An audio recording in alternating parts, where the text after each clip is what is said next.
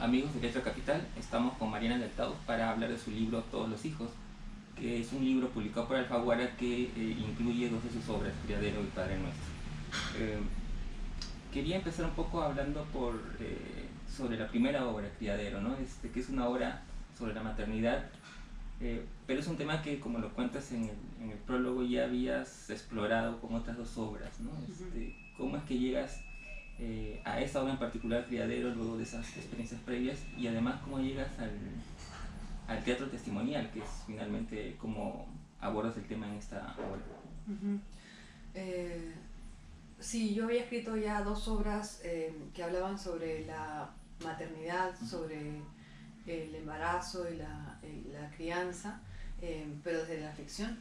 Y estuve en Buenos Aires en un programa de escritura y vi una obra que se llamaba Mi vida después, que era una obra de teatro testimonial de Lola Arias, y me interesó muchísimo el formato, la forma de hablar sobre historias, digamos, privadas que tuvieran una reverberación, digamos, política, más social, y me propuse hacer un experimento llevando ese formato que es muy político, muy de denuncia, a un lugar más, digamos, doméstico, privado, para hablar de un tema que entonces no era un tema muy literario ni muy prestigioso, que era el de la crianza, ¿no?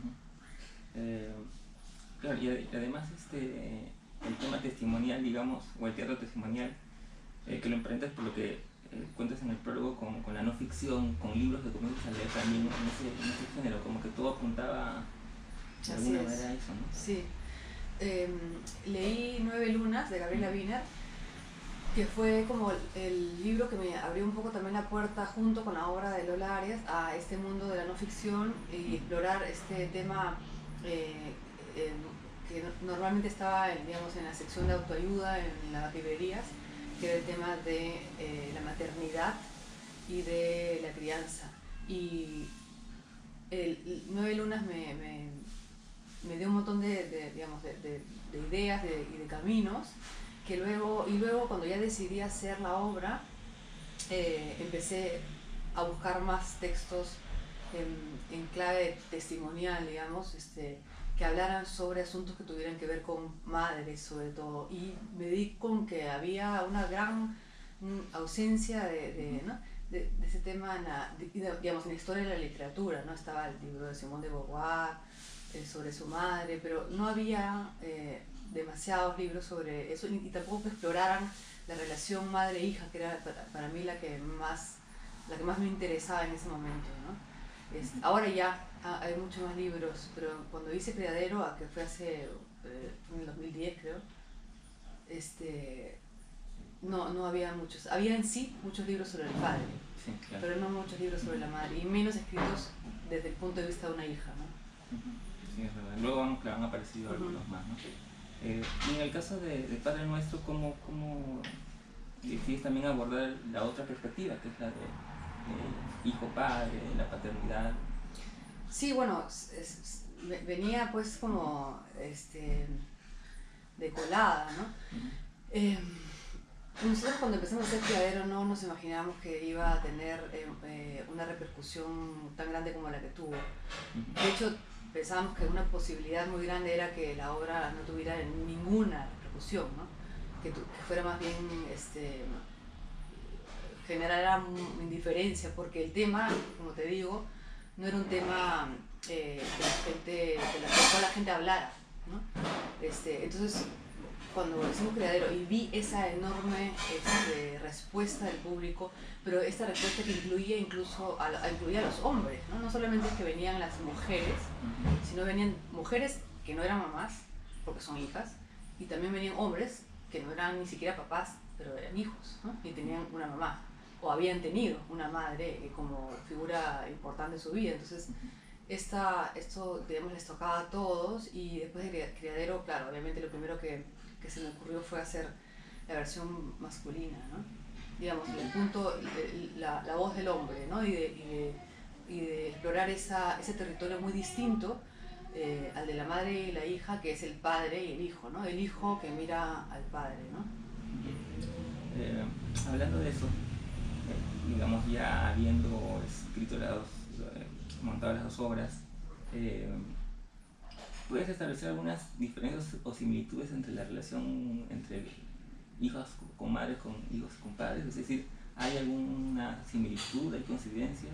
Ay, por supuesto que lo que más hay es coincidencias, pero la relación madre-hija es mucho más compleja porque es lo que sucede, por varias razones, pero una de ellas es que la madre ve en su hija un espejo, ¿no? Bueno, y la hija en la madre, ¿no? Entonces eso es complicado porque, digamos, todas las... uno ve sus defectos deformados en la hija, digamos. A uno le duelen más sus defectos cuando los tiene su hija, ¿no? Cuando tú sientes que sus fracasos los va a tener ella, ¿no? No necesariamente va a suceder así, pero así funciona la cabeza, ¿no? Entonces es aterrador. Y además, bueno, también por una cuestión una cuestión que tiene que ver claro, con el deseo de, digamos, superar los errores propios. Es como una segunda oportunidad de una hija, ¿no? Una segunda oportunidad para que ella lo haga bien, ¿no? Y por supuesto también hay para la hija una necesidad enorme de generarse una propia identidad, y su modelo principal es la madre, ¿no? Entonces por lo general lo que hacen es desarrollar una identidad a partir de la negación de la mamá, ¿no? A partir del rechazo a lo que representa la madre. Entonces ahí la relación siempre está muy interferida por miles de cosas, ¿no?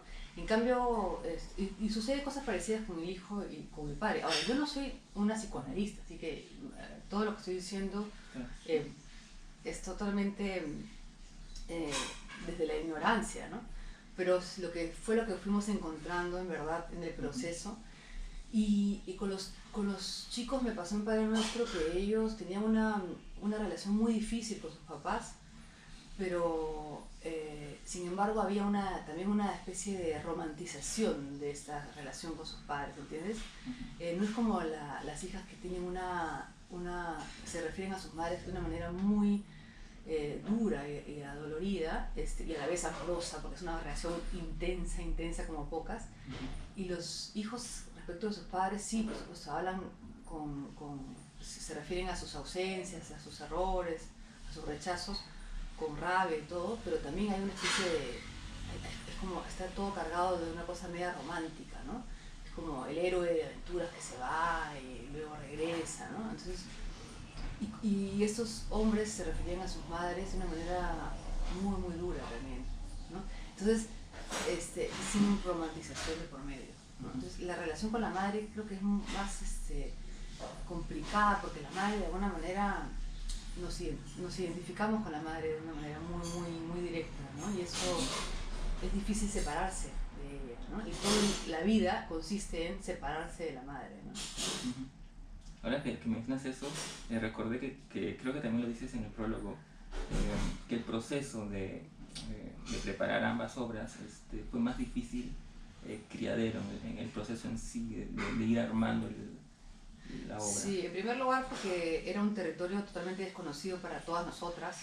Nunca ninguna había hecho una obra testimonial, no había nadie hecho una obra testimonial en el Perú que nosotros hayamos visto, o sea, testimonial concebido de la manera como lo estábamos haciendo nosotros, ¿no?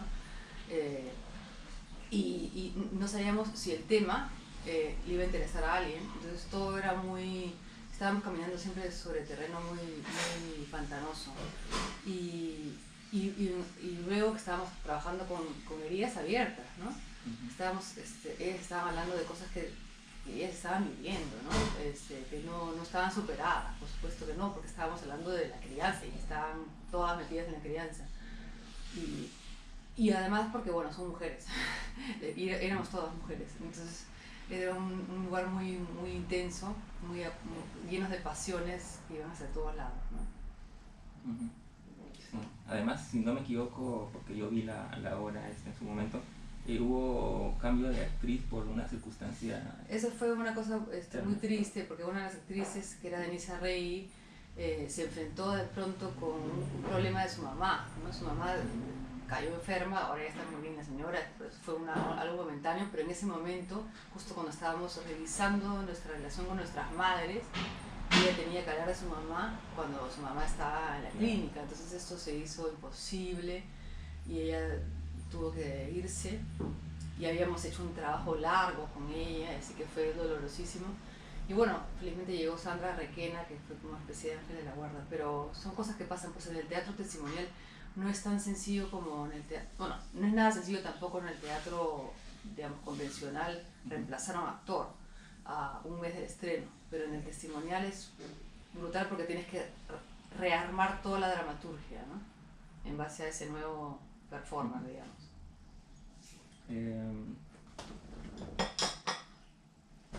Un poco para cerrar el tema de preparar una obra testimonial que me llama mucho la atención, me imagino que debe ser también complicado porque, como tú dices, es movilizar emociones, ¿no? Cómo canalizarlas, digamos, cómo hacer que no se te pierdan, no perder el control. Todo el tiempo estamos a punto de perder el control, ¿no? Y justamente creo que una de las cosas que exige el teatro testimonial o dirigir un proyecto de esa naturaleza es abrazar la idea de que todo el tiempo estamos en una cuerda floja, ¿no? Y que en cualquier momento todo se puede salir de control. Fatalidades ocurren, ¿no? Porque estamos hablando efectivamente con cosas que están muy a flor de piel y con cosas muy, muy íntimas, ¿no? A veces son cosas de las cuales ellos o ellas no son ni siquiera conscientes, ¿no? Y surgen, aparecen, ¿no? Como la mala hierba de pronto, ¿no? Durante el proceso, y hay que estar ahí, ¿no? Hay mucho de parte del director, mucho de trabajo de contención, de casi como, se podría decir irresponsablemente, como una psicóloga, ¿no? Aunque no tengo ninguna capacidad para hacer eso, pero sí los directores en general, en cualquier tipo de obra teatral, siempre tenemos que tener esa capacidad, o tenemos que tratar de desarrollar esa capacidad de contener a los actores, porque los actores están dando la cara por nosotros, ¿no? Bueno, para ir terminando, es el segundo libro que recoge tus obras, digamos, es verdad que han aparecido obras en otras obras, en otros libros en conjunto, ¿no? Pero digamos ya libros solamente tuyos es el segundo, que no es algo muy común, lamentablemente, ¿no? Publicar teatro, si bien es cierto que el fin máximo del teatro es ponerlo en escena. Sí. Resulta muy importante de todas maneras, creo yo, el hecho de que se publiquen libros para que las obras estén ahí, no sé, al alcance, que estén, bueno, como digamos a Shakespeare, porque las obras están impresas, me imagino, claro, ¿no? Claro. Sí, pues es un riesgo porque los autores nos resistimos a tener una última versión, porque a diferencia de los novelistas, claro, no estamos obligados. Yo, de hecho, las 3 obras que publiqué en el primer tomo, que era Dramas de Familia, los 3 textos los he revisado, ya las obras no son iguales. En unas posteriores producciones, los textos siempre son revisados. Incluso los mismos actores renuevan los textos aportando cosas nuevas, ¿no? Y si el director está atento, bueno, si lo dirijo yo, como dice con ruido, cambié creo que el 30% de la obra. Entonces, pero es verdad lo que dices, que de todas maneras es un registro que permite que mucha gente pueda conocer las obras, porque además no todo el mundo puede ir al teatro. Y por ejemplo, la gente en provincias no puede venir a ver las obras de Lima, entonces también, y bueno, obviamente también hay una cuestión de historia, ¿no? Es verdad que la dramaturgia peruana carece totalmente de historia, ¿no? No hay mucho registro, hay obras enteras que se han perdido, de dramaturgos que ya no están vivos, incluso de los que están vivos. Hay obras que ya no existen, no le vamos a pedir al autor que las vuelva a escribir. Entonces sí tiene que haber esfuerzos, aunque sea aislados, de editar las obras, ¿no? De alguna manera. Muchas gracias, Mariana. No, a ti, gracias. Estuvimos con Mariana del Tos para hablar justamente de este libro Todos los hijos, que reúne, como les decía, 2 de sus obras testimoniales que son Criadero y Padre Nuestro, y que además yo recomiendo, están en todas las librerías. Gracias.